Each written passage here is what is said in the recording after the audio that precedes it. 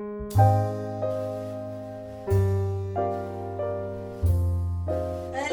בוקר טוב, השעה 7:30.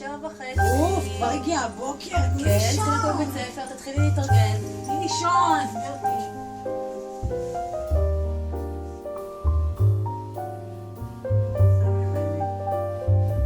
נו, רחלי, 7:35, תתחילי להתארגן. תתחילי להתארגן, נו.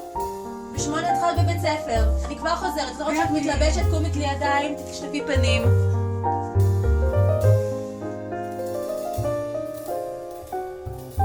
אני לא מאמינה! רבע ל8, רחלי, נו, רחלי, סליחה, רחלי, קומי. נו, חייבים לקום בבית ספר היום. רחלי, סליחה. עזבי אותי. סליחה, אז פעם הבאה תתחיל לישון מוקדם. לא, אין כזה דבר, תקומי בבקשה.